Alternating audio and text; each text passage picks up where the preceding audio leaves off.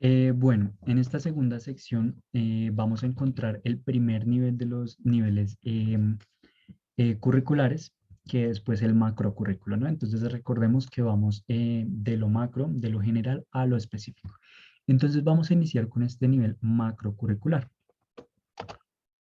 Bueno, es importante tener en cuenta que cuando vayamos a hacer el análisis, el cambio, el rediseño o incluso la implementación de un macrocurrículo, tenemos que fijarnos en estos aspectos, ¿sí? Los aspectos de las políticas públicas, lo que nos dicen las políticas institucionales, lo que se nos plantea desde unos estándares o lineamientos curriculares, incluso las pruebas escolares, las pruebas estandarizadas y los derechos básicos de aprendizaje, obviamente. Es importante tenerlos en cuenta. ¿Por qué? Porque simplemente estos nos van a ayudar a darnos una respuesta sobre cómo es que podemos hacer realizar estas tres acciones dentro del macrocurrículo, cómo los podemos analizar, cómo podemos hacerles un cambio y cómo podemos hacer un rediseño.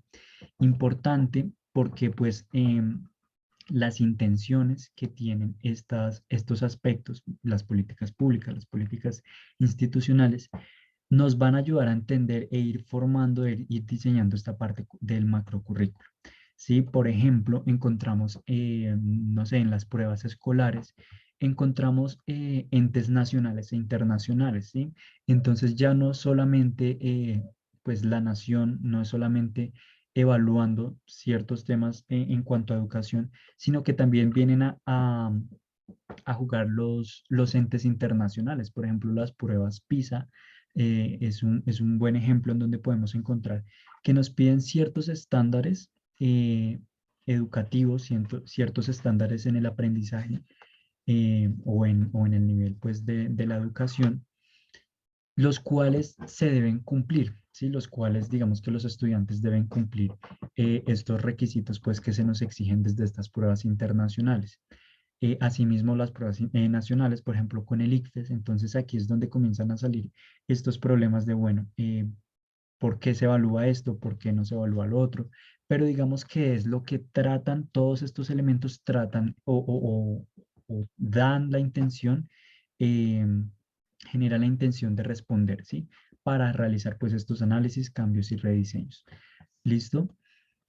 Entonces, bueno, es importante tener en cuenta que pues para la construcción de esos, primero el macrocurrículo debe ser muy flexible, ¿sí? Debe ser muy abierto, también por lo mismo que comentábamos anteriormente. Entonces aquí, como decía, surgen los problemas, surge esta problemática del macrocurrículo, porque tiene que cumplir con estándares internacionales, nacionales, pero también tiene que fijarse y ser muy abierto y flexible en los contextos sociales, locales, culturales, políticos y educativos. ¿Por qué? Porque pues no es lo mismo plantear un currículo para la ciudad de Bogotá, como lo podría ser para La Guajira, como lo podría hacer en lugares como Pasto, en Nariño, ¿cierto? E incluso dentro de la misma ciudad, los currículos pueden cambiar, digamos que la ejecución de esos currículos pueden cambiar debido a esto mismo, a los contextos sociales, los contextos culturales. Por eso es muy importante que el macrocurrículo sea de esa índole, sea abierto y flexible, ¿sí? Aunque sí debe mantener, digamos, esto de lo que hablábamos anteriormente, estas intenciones que plantean estas políticas, estos lineamientos estándares, también es importante que sea flexible y abierto para que entre, para que todo el mundo pueda entrar dentro de ese macro currículo, ¿cierto? Importante preguntarnos quiénes son los estudiantes, quiénes son los estudiantes a quienes quienes van a hacer pues uso de ese currículo, de ese macro currículo, quiénes son esos familiares, ¿ok? Para poder pues generar la implementación de este currículo. Bueno, entonces esto pues muy importante, abierto y flexible.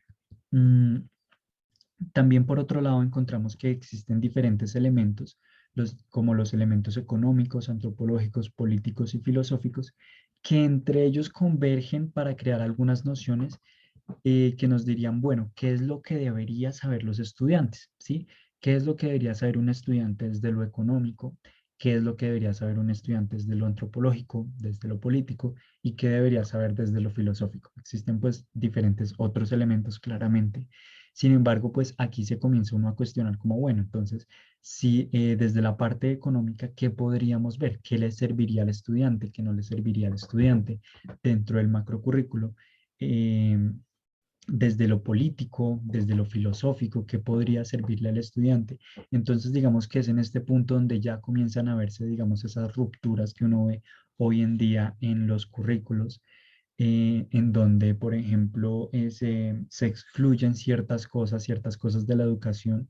Lo veíamos hace un tiempo, por ejemplo, con la historia, cuando se trató de sacar la historia de los colegios. Entonces, bueno, plantear desde un macrocurrículo, sacar la historia, bueno, en qué nos afecta, qué elementos, qué nociones podrían verse afectadas en el estudiante pues al sacar estas partes o al incorporar otras nuevas, ¿no?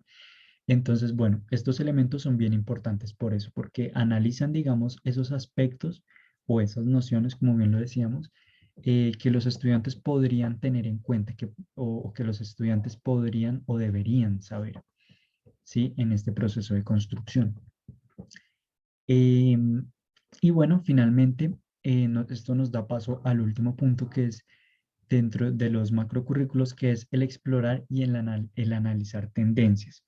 Este personalmente creo que es un punto muy importante porque nos permite de pronto irnos actualizando, ir actualizando esos macrocurrículos que no son los mismos, pues el macrocurrículo de hace 10 años al de hoy, que permite pues ir innovando de cierta forma en los currículos, en los macrocurrículos, perdón, eh, en un aspecto pedagógico, en un aspecto científico, en un aspecto tecnológico, cultural y didáctico. Entonces, es buscar esas tendencias, qué se está dando en tendencias en cuanto a lo pedagógico, en cuanto a lo cultural, en cuanto a lo didáctico, y a partir de eso ir creando, modificando, analizando, rediseñando estos macrocurrículos que, bueno, a la final tienen que ir orientados pues a esos contextos a donde se van a ir dirigidos.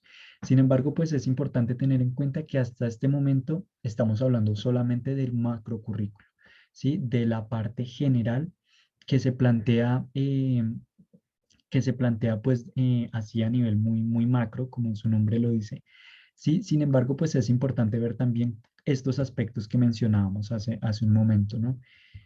eh, que bueno, ponen en discusión un poco cómo puede funcionar ese macrocurrículo, ¿sí? Cómo a partir de tantos elementos de ceñirse, digamos, a estos estándares nacionales, internacionales, cómo aplicarlos a diferentes contextos, puede hacer pues un poco complejo la construcción de este macrocurrículo. Sin embargo, bueno, vamos a seguir analizando dentro de los próximos dentro del mesocurrículo y dentro del microcurrículo, ¿cómo es que se va, digamos que, reduciendo esta problemática? Bueno, se va concentrando un poco más esta problemática. Así que, bueno, vamos a continuar con la siguiente parte, que es la del MOOC, que es el mesocurrículo.